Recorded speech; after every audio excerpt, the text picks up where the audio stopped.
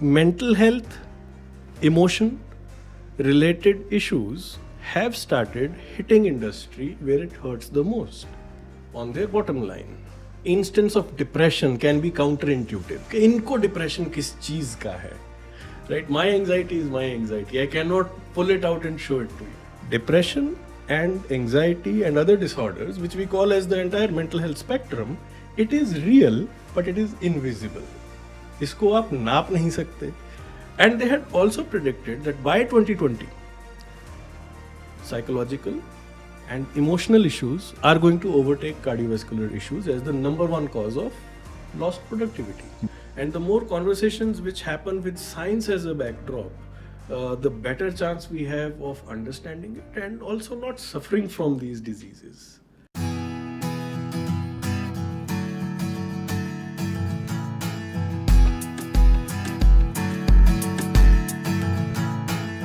Welcome to the Collative Podcast.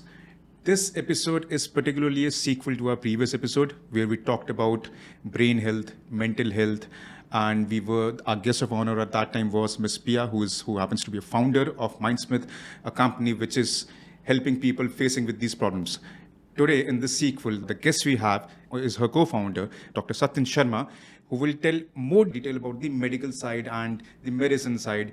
We'll try to question him on things which are not the very famous question to ask from a doctor, but yes, we'll try to get those answers from him. So without any further ado, let's welcome Dr. Satyan Sharma. Thank you so much. Thank you very much, sir, for taking out time with us. I wanted both of you to be on the podcast, but it was very tough to get time of both of you on the same time. No worries. But I'm always available for anything where awareness can be created about this most important organ according to me, right? The master organ of the entire body's orchestra, right? But I think it's a blessing in disguise. If I would have got you both of you at one time, I would have 1 hour for both of you. But now I have more than 2 hours for talking about that topic. Yes. So to start about just a little about. Pia has talked about it. A little your description or your explanation about brain health. You said you don't like the word mind. No, I don't, because the mind doesn't exist. There is no such thing which I can say mind. It's just a concept which we have created. What is truly there is the human brain, with its various organs, with its various functions, and which we are gaining more and more knowledge into day by day, right? So it's easier to work with a brain than with a concept like the mind, right? The brain makes it more biological, much less fearful, and it removes a lot of the mythology and the myth around human behavior and emotions, right? If we try to boil things down to science, I believe the journey may be a little tougher, but in the end, the road is clearer, and your interventions can be much more specific and driven by science and evidence. Okay. So, do you think that the challenge of brain health is a lot more today talked about more today, discussed about in drawing rooms these days compared to? I asked the same question to Pia as well. Right. But yeah. Discuss more about today than before? Absolutely. Especially after the pandemic.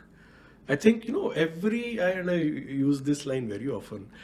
I say that every calamity and every virus specifically comes with a gift in its hand. Okay. In the 1980s, we had the HIV virus, right?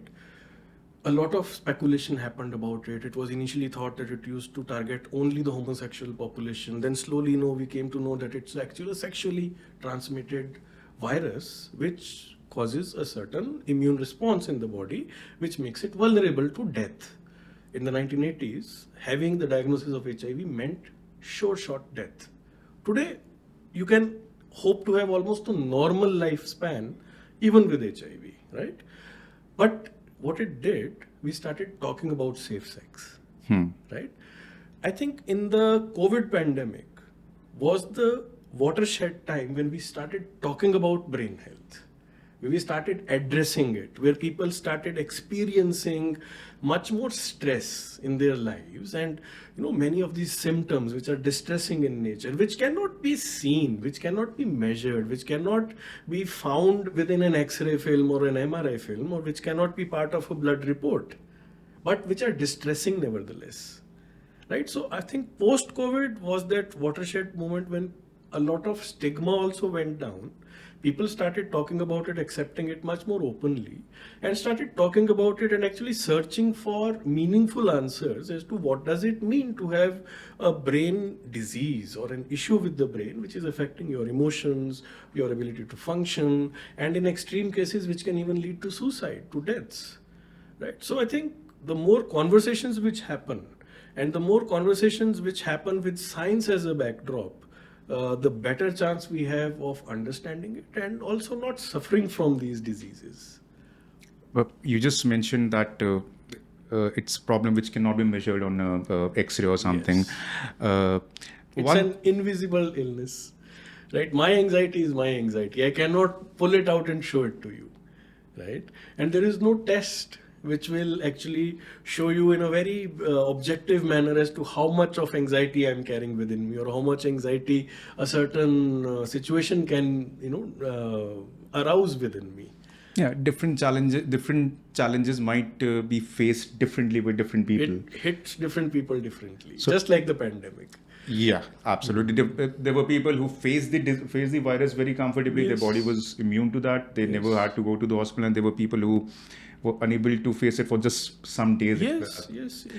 As you said, it cannot be measured. There's one thing which comes to my mind. I'll give the word stress to as of now, because I have many questions to you to ask on those stress and brain health. We at this podcast, we moreover talk about startups, businessmen, entrepreneurs, the business community as well, as at large. So one thing which I say on the social media, on LinkedIn, what you see is the success of startups and everything. Yes. What we miss in that line is the journey, the challenge, the stress, the process. Yes. You might be seeing a successful person who might have failed many times before that. So what challenges, what stress does a corporate, a startup founder with very less people believing in him and he's still going on his path? Right. What advice do you have for them, or do you face people, do you receive cases, people like that? I have actually had the opportunity of meeting quite a few people from the entrepreneurial backgrounds now, and very luckily, since I believe that entrepreneurs are best at gathering right information and taking meaningful action. They are probably the first responders to any good technology that's coming in. They are the ones more attuned to how to best use a certain situation to provide and create a solution. That's how I see entrepreneurship. In its purest form, entrepreneurship is solution creation. Absolutely. Right? So I have had the opportunity where people, because see, now a startup and the entire journey of a startup is walking into uncharted waters. It's going into a forest without a map. It's, like people very commonly say that entrepreneurship is about jumping out of the plane and building your parachute on the way down, right? So there is nobody who would not agree with me when I say that it is definitely much more stressful than having to go to a 9-to-5 job and getting your salary at the end of the month. Absolutely. Right? You have to deal with a lot of uncertainty. You have to develop skills as you grow in your entrepreneurial journey. You may start off your enterprise with a certain picture of what is demanded of you, and during the journey, your journey will change you.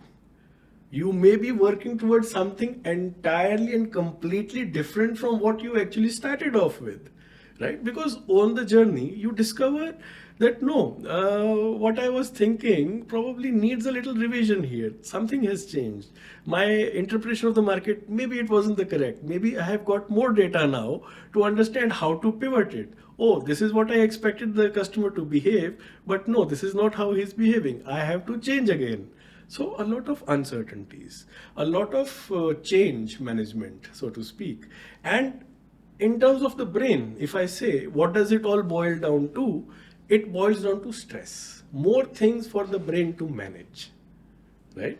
And anybody who's using the brain to a higher level, to a higher capacity, is now prone to more wear and tear and more issues which might develop in the brain. And these may start off as innocently as maybe sleep loss or having disturbed sleep, sleep not being refreshful. This is probably the first thing which I will ask anybody who says that I feel I have a brain health issue. I'll say, how are you sleeping? Right? And that will give me a huge hint. And then besides that, other well-known symptoms which we talk about, anxiety, mood fluctuations, use of intoxicants, alcohol, other substances, which are again red flags for any mental health expert, and which need to be addressed if those things and alcohol and other substances are happening out of proportion to what a person might normally be consuming.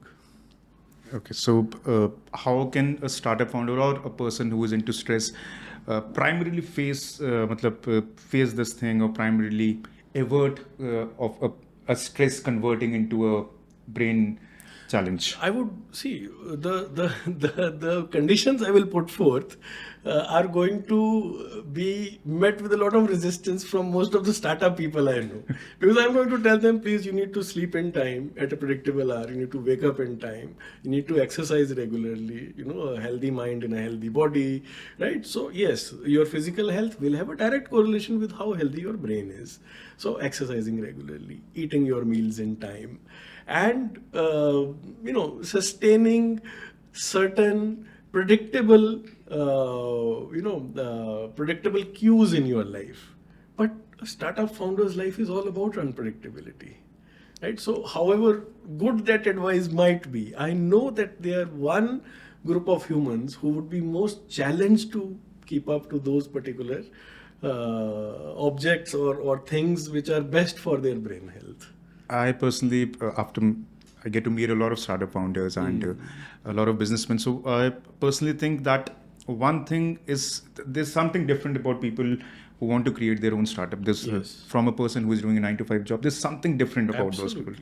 Probably one of that thing is the ambition they have. Right. So probably that keeps them charged Driven. up every time, driven. Okay, I got to do this. The hustle, the struggle, everything they have that, and they enjoy that journey. Yes, they enjoy that. Probably they are the one who gets successful.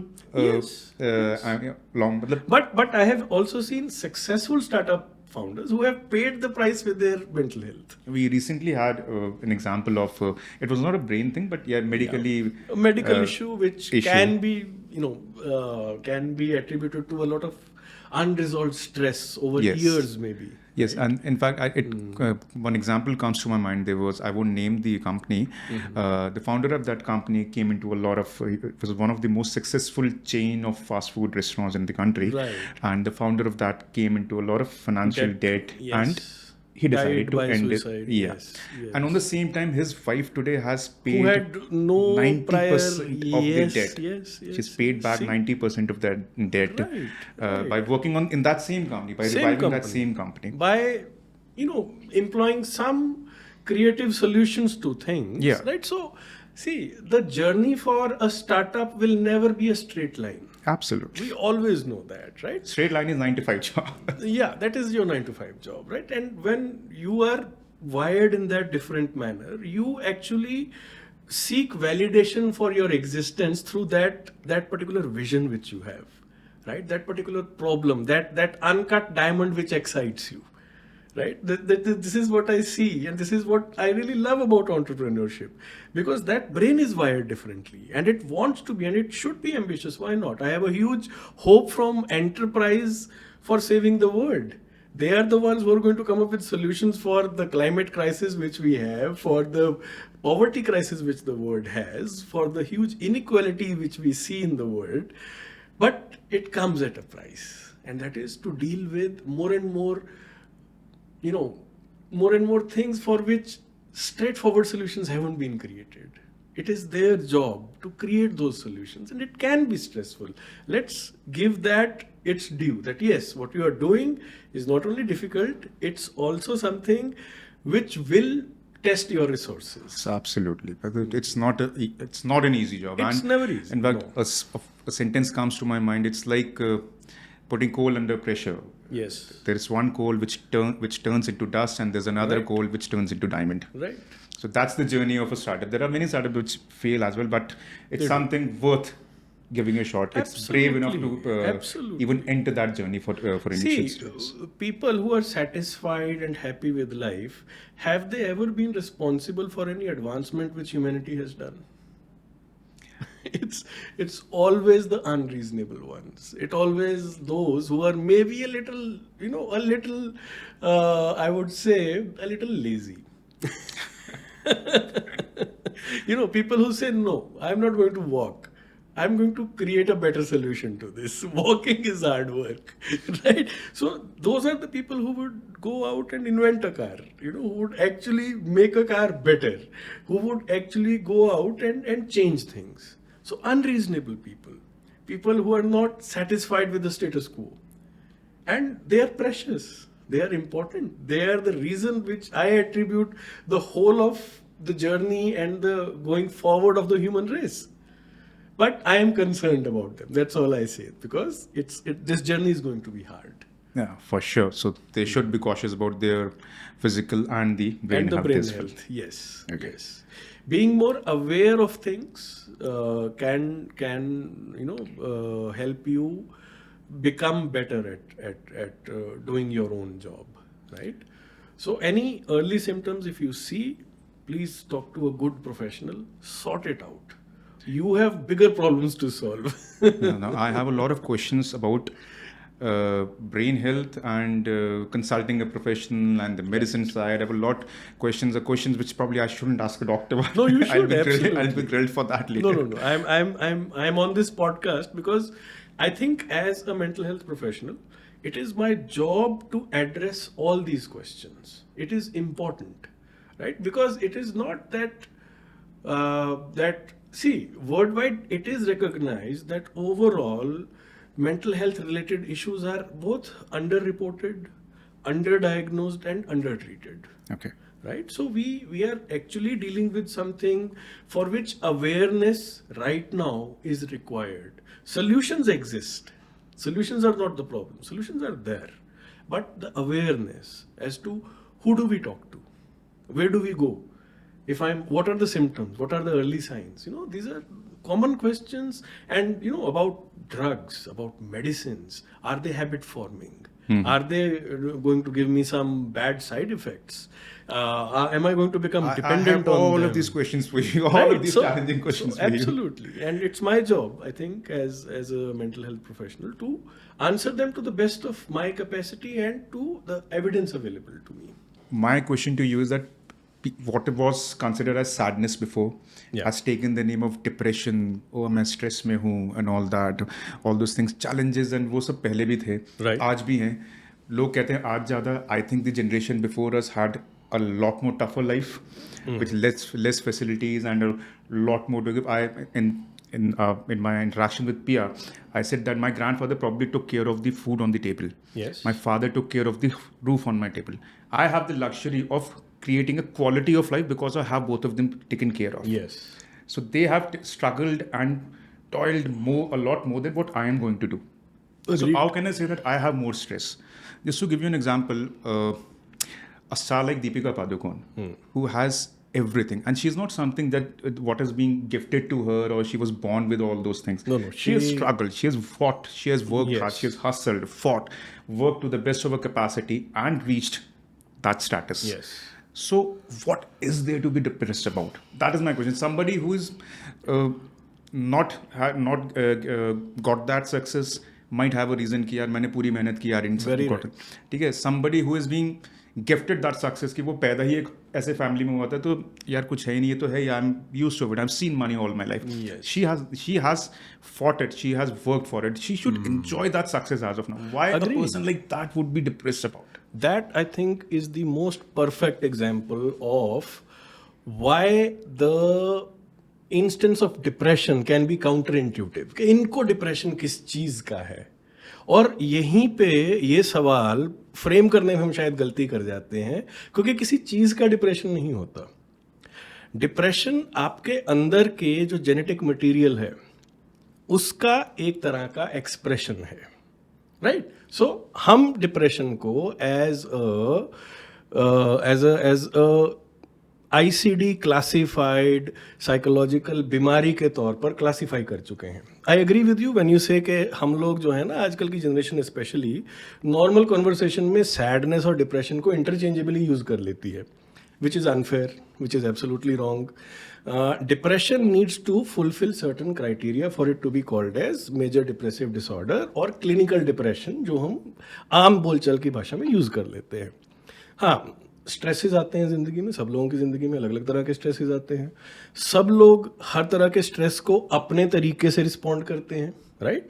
So to take this one example of Deepika Padukone's depression, and I'll take my reference from that interview which she gave to Karan in Coffee with Karan season 8, the very first episode, right? उसके अंदर Deepika and her husband, I'm bad with star names. What's the name? Ranveer Singh, right? Deepika and Ranveer Singh are sitting in front of Karan, and she's talking about her struggles with depression. When she was at the top of her career, she had just recently gotten married to Ranveer. They were the star couple of Bollywood. They have reached the pinnacle of success through sheer hard work and all the sacrifices. Absolutely. Yes, both of where them. I completely agree with you that there is no reason for depression, right? But that's where the problem is. Depression doesn't need a reason. Depression is a disease. It can hit you without any external reasons, because the basis, the vulnerability of that disease we are carrying in our genetic code, right? And there might be certain combination or a certain time in life where those genes start expressing in such a way कि सब कुछ होते हुए भी आप सुबह उठ रहे हैं, जिंदगी में जीने का पर्पस नहीं समझ में आ रहा, मोटिवेशन नहीं मिल रही, बिना कारण के रोना आ रहा है. This she again referring to the same interview. Ranveer says that this beautiful woman is sitting in front of me on a breakfast table and she is crying. And I am not able to understand how to help her. Now, he was very supportive, right? But look at the caregiver's journey also here. उसको नहीं समझ में आ रहा कि क्या हो रहा है, right? तो कुछ दिनों के बाद दीपिका के मदर आते हैं from Bangalore and she stays with her. And then Deepika relates the exact thing which most people struggling with depression do. अपने आप को push करके, you put up a brave face and you act being normal. कि मेरी mother को दुख ना हो मुझे रोते हुए देख के, तो मैं अपने आप को स्टील अप कर लूँ. And this is what she did. For the amount of days she was staying there, she appeared normal, right? वो बोली लेकिन जिस दिन उन्होंने अपने बैग पैक किए and started preparing for going back, I couldn't stop myself, I just burst out crying. And my mother is asking क्या हुआ तुमको?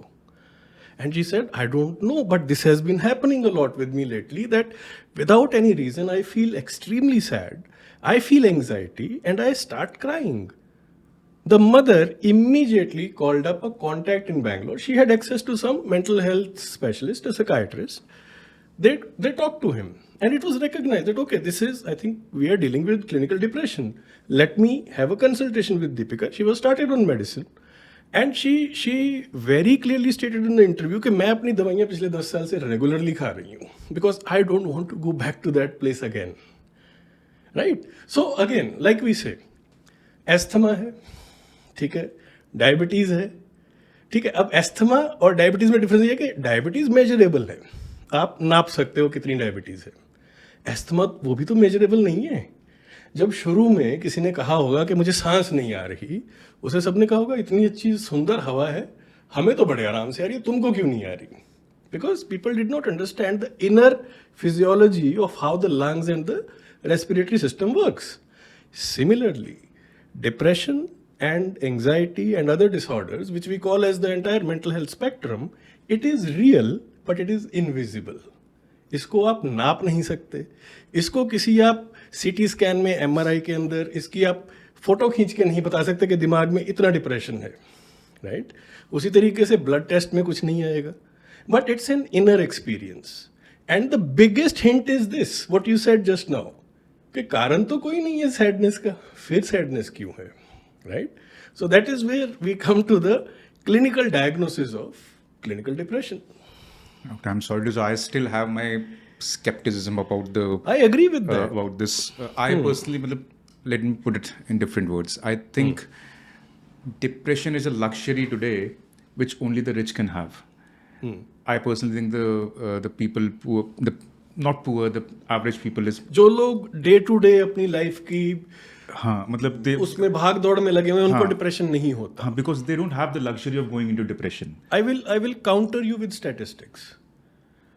I'm not saying you. No. I'll just present some statistics. I appreciate your skepticism because this is the only way in which science can progress. I want skepticism. मैं नहीं कहता कि आप सिर्फ मेरी बात बिलीव कर लो, राइट? मैं चाहता हूँ आप इंटेलिजेंट सवाल पूछें ताकि हम उनको डाइसेक्ट कर सके, हम देख सके अवेलेबल डेटा के साथ, अवेलेबल जो भी हमारे पास मेट्रिसेस हैं उसके साथ कंपेयर करके देखें क्या ये सच है क्या. Like you said that depression is a luxury for the rich, but data shows us that most of the suicides are happening amongst daily wage workers, right? So how does depression kill somebody? It kills through suicide, right? We have generally started, today's generation have started using the word depression, replacing it with challenges in life. Yes. Okay. For example, you open LinkedIn today. Everybody is an influencer. Yes. Okay. People half my age are influencer, having this much. They've gained such money, and people like he has achieved so much in so young age. Yes. He's so talented. Why am I not talented? So I have two choices. Either suck it up and start working hard, or I go into अरे यार मैं तो बेकार ही आदमी बिल्कुल. Yes. ठीक है. And this second option is the more common one. And why is that? Because social media. I think we are making that as a common one. But पहले that's what I'm saying. The upbringing before was a little different. The upbringing you went through, the upbringing I went through. It was not that कि to become whatever challenges you got failed, कोई बात नहीं. Try again. There's a very famous line by some writer. It's like it's hard to apply that into your life, but I believe that very much. Ever tried, ever failed, try again, fail better.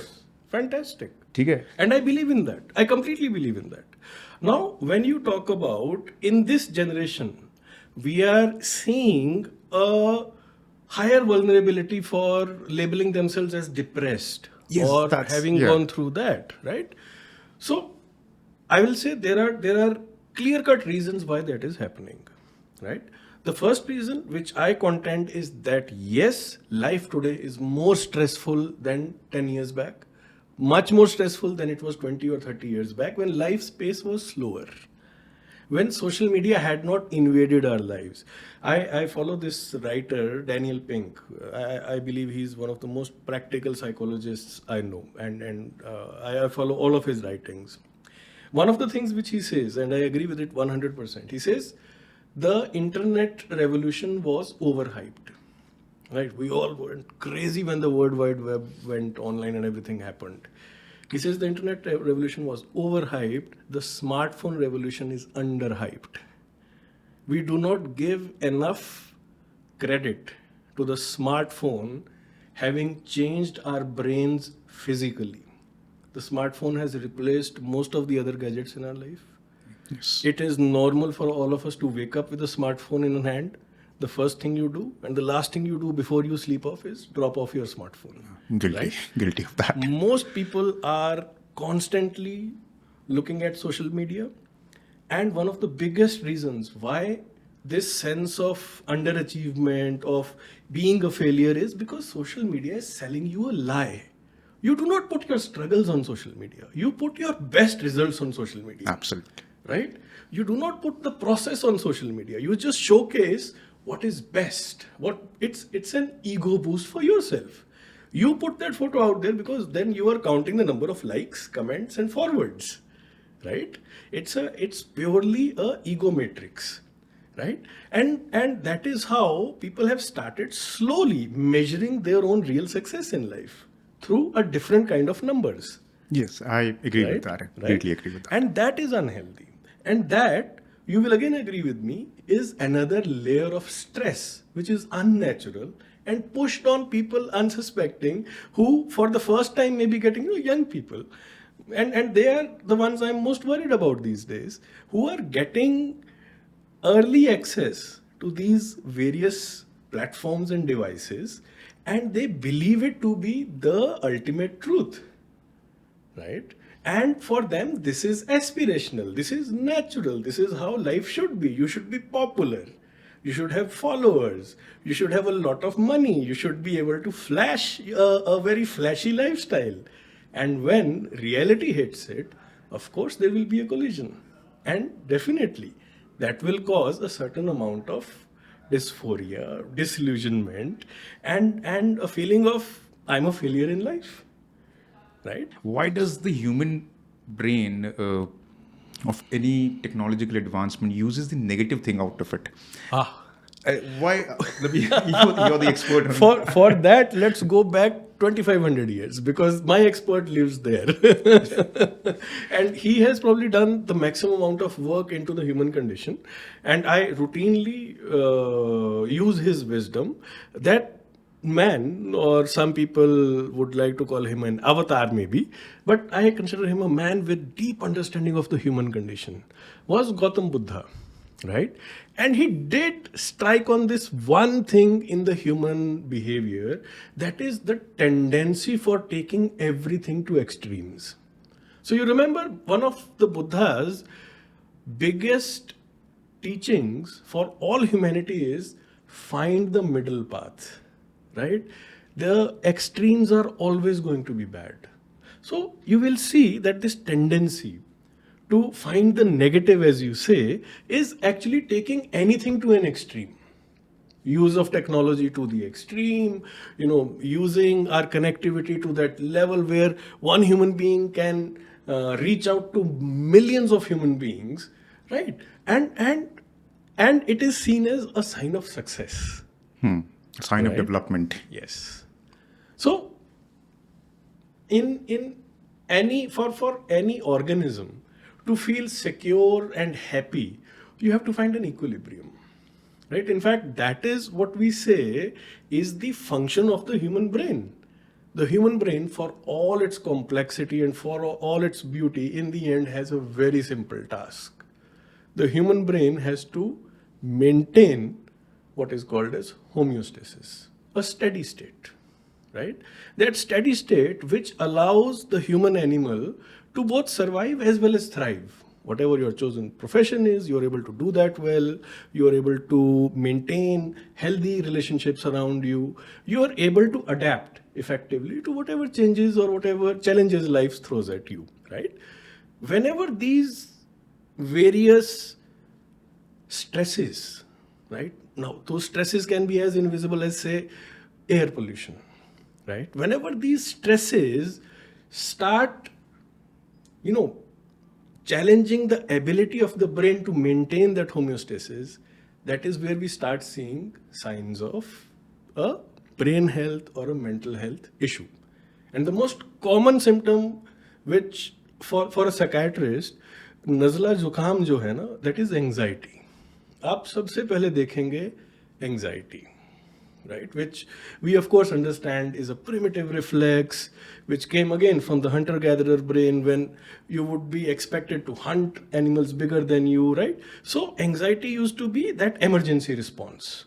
There's a tiger in front of you, you are either going to fight it, or you're going to run away, or you're going to create some way of saving yourself, right? Today, the same visceral bodily response is happening minus the tiger. Now, the tiger has been replaced by social media, a demanding boss, a very toxic work culture, right? It could be any of those things. Talking about, you mentioned one thing, that it is being influenced by genetic. Yes. So you're trying to say that if somebody has that into his genetics, if his family, probably his immediate Yes. line, or First line blood relatives, as in, every child, when they take up the genetic material which comes from the mother and the father, 25% probably comes from each parent as it is, and 50% comes from the entire selection of ancestry which you have. Okay. In various ways, right? So you are in the end a product of lots of people coming together and their genes mixing, some amount of maybe mutations also happening down the line. But if your parents, grandparents, or somebody had, say, diabetes, the chances of you inheriting that diabetic gene and having symptoms of diabetes, developing diabetes down the line, they go up significantly, right? And that happens for all non-communicable diseases, including brain health issues, right? So if you have a parent who has had obsessive traits, right, who are given to overthinking, who overanalyze things, who create a lot of anxiety within themselves, again, no fault of theirs, it's just the way their brain is wired. Your chances of inheriting that trait go up. Okay, so the thing is that genetic thing, nobody has a control over shield it or a choice over it. A shield over it, nobody has it. It's the hand you are dealt. Okay. So, and the challenges of social media and everything, there is no way of going away from that. So do you think a family as a whole, or a joint family, or a family support can help people come out of this, or not letting them slip into that? So again, very interesting question, and I'll again go back to my data and statistics. In a country like India, where still social systems are robust enough, where people are able to take care of each other, where the proximity of other humans is a lot higher, it actually helps in diagnosed cases of a mental health issue to recover better, right? They have more social support.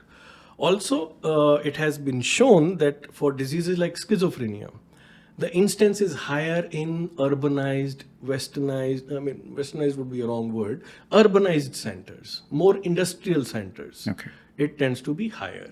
So I think it's again, humans are a social animal, and WHO this year only came up with this report that the biggest issue for human brain health, which they are bothered about, is loneliness in the West. Not in India, right? In India, we are still not, except maybe again for more of an urban phenomenon than a rural phenomenon.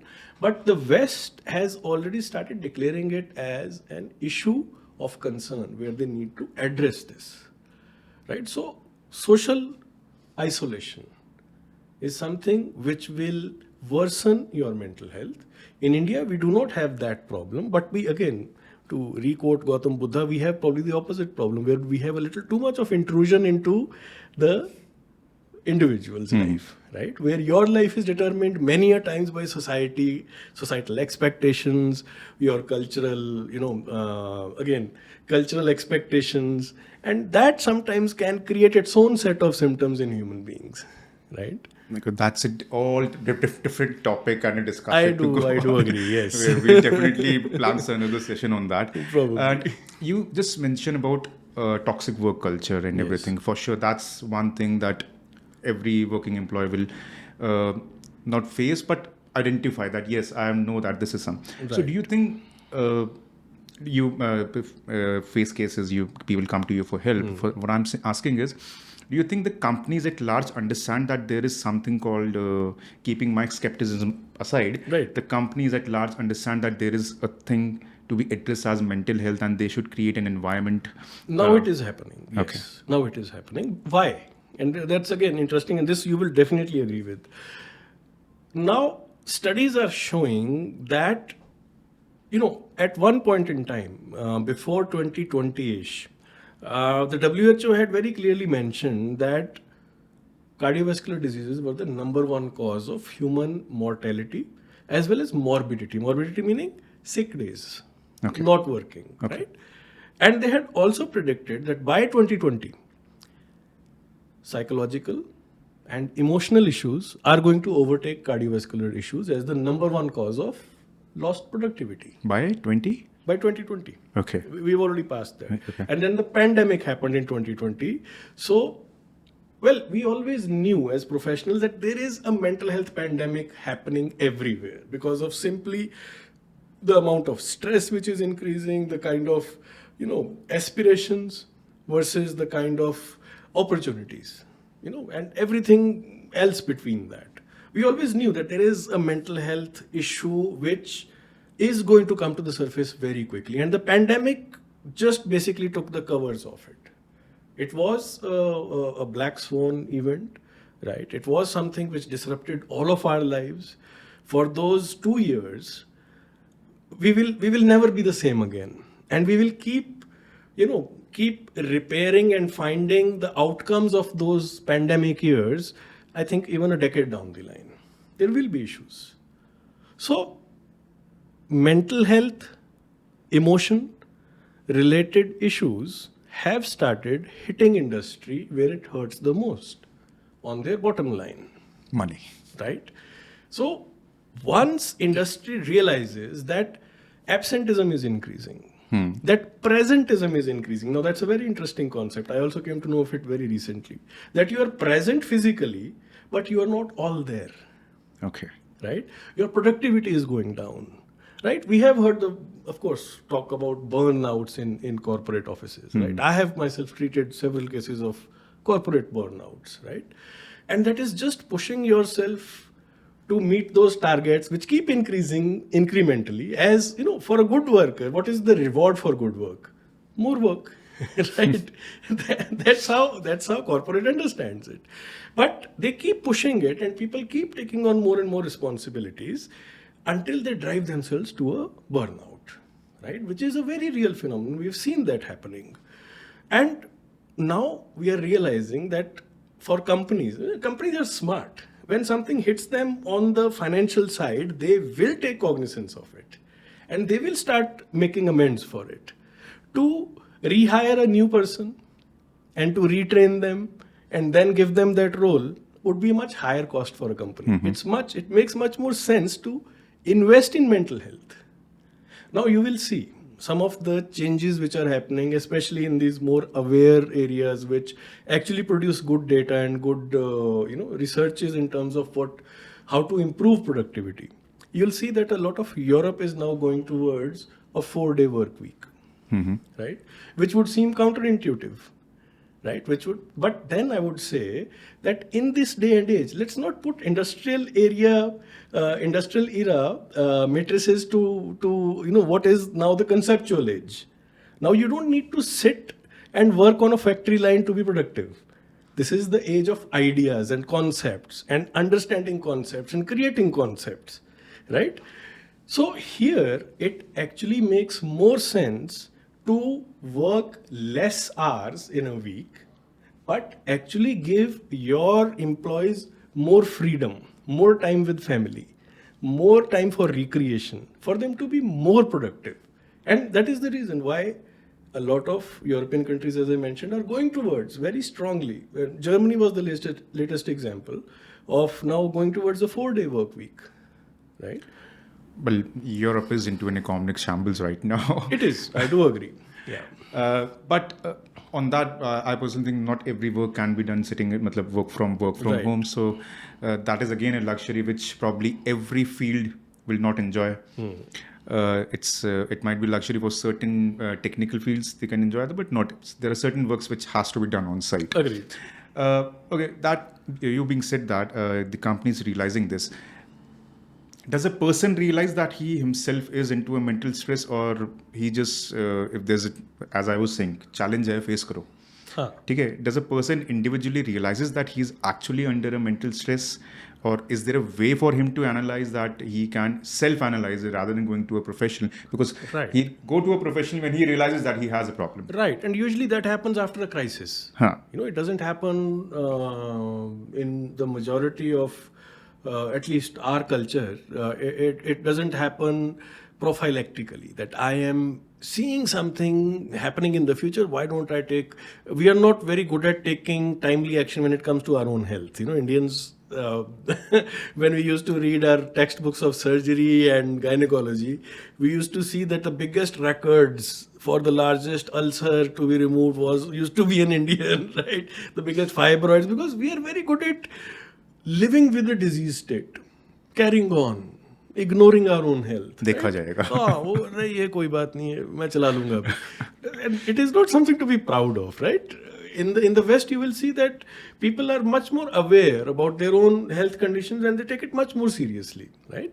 So, same thing.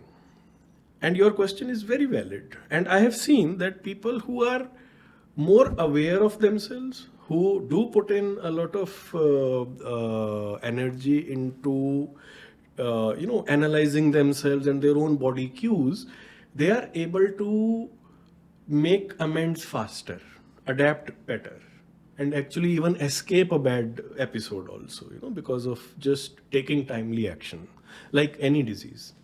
And but for the most of us, I think the rule still remains that depression, anxiety are underdiagnosed and undertreated in the general population, right? So I would yes, by the time patients do come to me, usually my regret is that, if we could have met earlier, we could have avoided the crisis, right? But I'll tell you a few soft signs to look out for, right? For any individual, I think 60 to 70% of brain health is the quality of your sleep. Okay. Right? That's where it begins. If you're able to sleep well, I would say I have very few concerns about your brain health. Right? Because sleep is the most sensitive index. Right? Beyond and besides that, I mean, this is still true from Freudian times when he was asked that, what is brain health? And he answered it very beautifully in a very short sentence. He says, there is love and there is work. Right? So what it means is that if you are able to perform well in these two discrete areas, that is, firstly, your close, intimate relationships, and secondly, your chosen profession or work.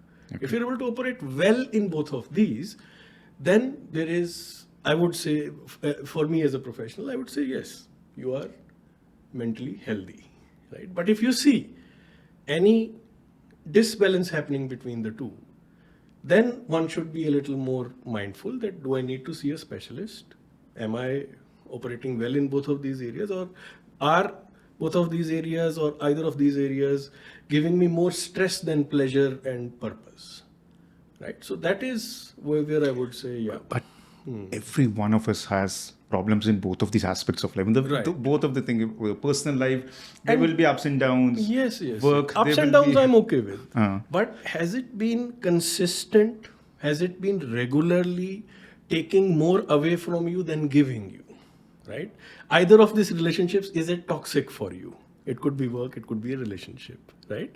And I do feel that where education has done us disservice is in not preparing us for some of the real situations in real life.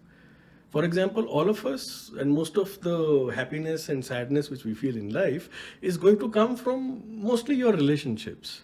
And did we have even a single lecture or a class during our entire academic calendar about emotional health, about emotional intelligence, about naming your emotions, about managing your emotions? Almost never, right? Probably humanity has a lot more bigger problems, or not bigger problems, survival problems.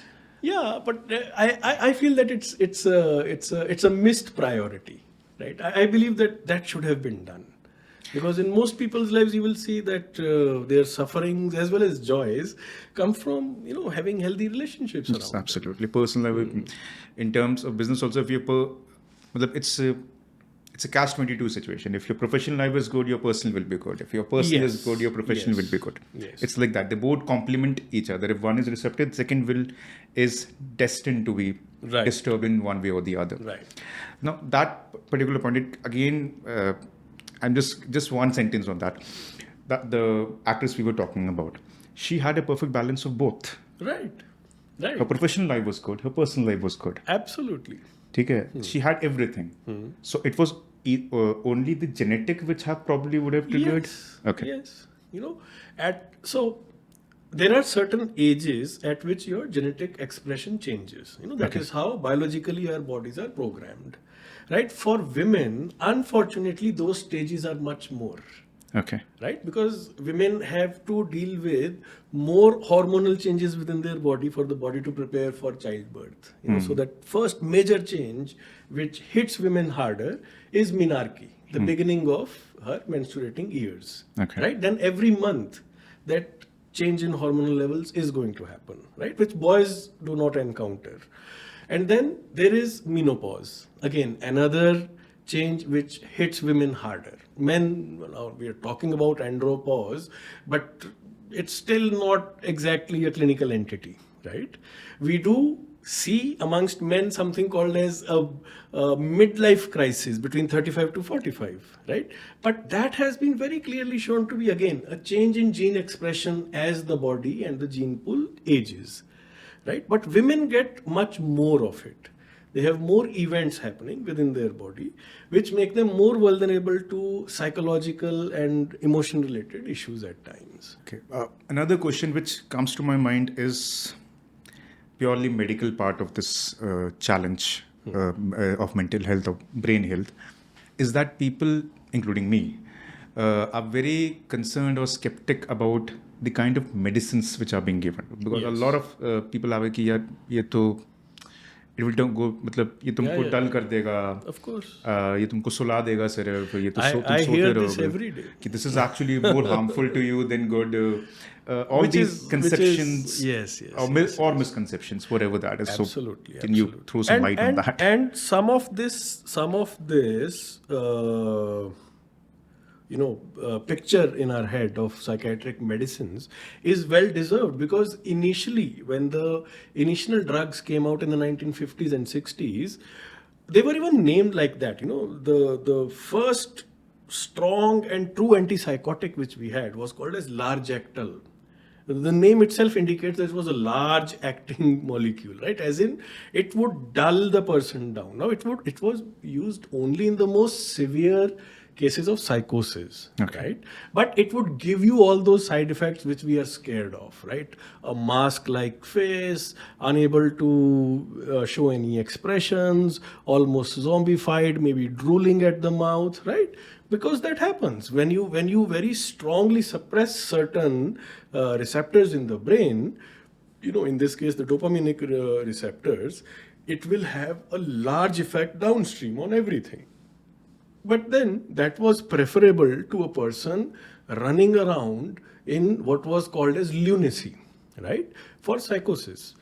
So at that point, I'm saying this picture was there, but we are talking 1950s and 60s. It would be as unfair to compare those medicines with today's modern molecules as it is to compare a trunk dial telephone with a smartphone. Okay. Right? Over time, some of the best brains in the world have worked on behavioral health, right? And why? Because a lot of money was put into research. And again, why? Because people knew that this is the problem which is going to hit productivity. And anything else may suffer in the world. To the capitalistic world, loss of productivity is unacceptable, right? So a lot of work has gone into it.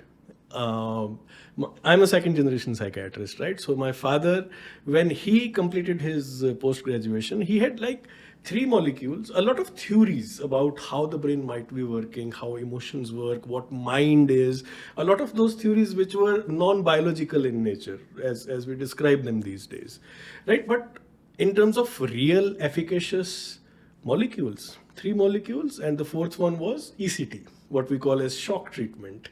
Okay. What has been depicted very negatively in most media, including Western media, right? So it was usually, the shock treatment was shown as something like a punishment which would be given to a person for behaving irresponsibly or, in a manner which is not acceptable to society.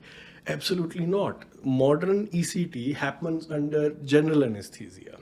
It's one of the most peaceful procedures that can happen, Okay. right? And it can only be compared to another medical procedure, which is cardioversion, right? When a heart stops and 2 paddles are applied to the chest to restart the heart, when the brain is given a shock, it is like trying to reset whatever electrical activity was going on in the brain, and you would see results with that. Okay. But me, in my past 15 years of practice as a modern psychiatrist, I have had very few such instances where I have had to use ECT on a patient. Now, there are still some indications, but very few where ECT needs to be used. And why is that? Because today I have more than 200 molecules. All of those molecules have become more and more receptor specific, more and more, more and more. I can actually target the exact behavior which I want to have an effect on, and they are becoming safer.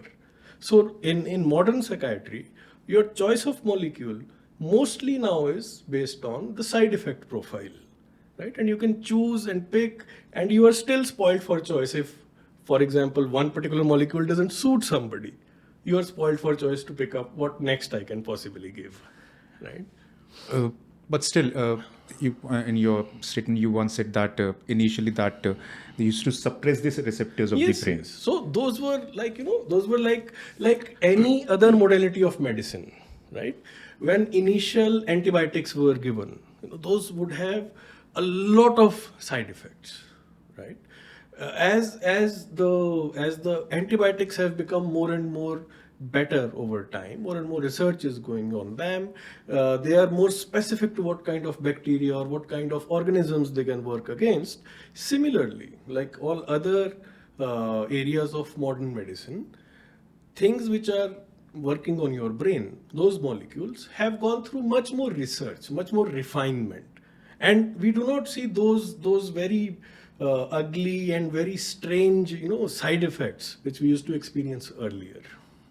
So today's medicines are not, they don't suppress the brain, but they... Quite the contrary, in fact. Okay. Because now the idea is that the entire idea of giving medicines to a patient is to improve brain performance, right? Okay. Now, one question which I think, for example, if you see a case which is probably in their primary stage of getting into this problem, what would be the best possible suggestion? To go into medicines or to get into an emotional counseling or a family support or a non-medicine approach? So, in my opinion, I think still the best approach is a combination of both, a rational combination. Right? Now, for example, supposing I get a young child who has got examination phobia and has to go for exams in the next week or something like that. Right? What will work the fastest? Molecules, medicines. Right? Supposing if the child and the parents say that no, we don't want to start with the medicines, I will then be obliged to ask them what their fears are, right? And then to address them, because again, there's a lot of misconception about how harmful these molecules can be. And I assure you, these are not harmful. In fact, some of these drugs, now there's a lot of research happening in longevity, for example, right? About how to increase human life, how to reduce the physical age of the human body, right? There are certain psychiatric molecules, for example, lithium, which have been found to actually reduce the human age. So what it technically does is that it increases the number of times your cells can divide. Okay. Right? So when natural death happens, it happens because cells reach a certain number of divisions. Their telomeres, which are ends of chromosomes, they tend to start getting smaller and smaller with each subsequent division. And that is the time when senescence or programmed cell death starts happening, which we call or which we see as aging and death in humans, right? And there's a lot of research on increasing age, on increasing or keeping the body younger in spite of the age, right? So lithium, as I said, is one psychiatric molecule which has found evidence of actually reducing age of the body, right? And similarly, several other molecules have been found to actually improve things within the brain and downstream effect on the body. So the fear of these molecules is unfounded. Modern psychiatry is there to actually help you out of this. And in fact, what used to be a certain taboo a few years back used to be that it was a very common occurrence for us to see that if a lady got pregnant, the gynecologist would straight away say that, stop all psychiatric medicines because of the fears on what it will do to the developing fetus. But now so much of study and so much of evidence has come in that there are so many molecules which are not only safe, they actually improve and reduce the chances of other mishappenings happening during the pregnancy. Like miscarriages, like preeclampsia, like pregnancy-induced hypertension. So now we have an entire group of drugs and well-informed gynecologists also who insist that no, I can't have a patient who's anxious, right? So I need your anxiety to be controlled. Go to a good doctor, get your medicine started so that we can give you, see, a less anxious brain will anyway be creating a less anxious and a more welcoming body for the baby, right? And that stands to common sense, right? So I'm feeling and that a lot of this skepticism will be cleared up if one sits with a specialist and talks it through, right? Do not assume that, it's just like saying that, cars don't travel very far because ambassadors tend to overheat and then one has to put water into the radiator. That used to happen in the 80s, right? It doesn't happen anymore. So if ambassador cars have improved and we have now diesel vehicles which can go for like 800 kilometers without even worrying about overheating or anything, right? Why should we be scared about this particular part of science? Everything is developing. Everything is becoming better to make the human experience, the human life better, right? So when we use science in everything, something as unnatural as flying through air, right? Why should we not use science to make our inner lives better and stop fighting with the disease yourself? Let the molecule fight with the disease. You live your life. Yeah, but first of all, we have to identify it as a disease first. Now, yes. And that is still a challenge. All over the world, mental health conditions are underreported, underdiagnosed, and undertreated. We are not having a crisis where we are pushing too much medicine into too many people, which usually many a times I hear a lot of people saying. You talk to those patients who have struggled with the disease for months to weeks to years to lifetimes, and then found the right molecule and suddenly seeing the quality of their life improve. And I have so many examples of them, right?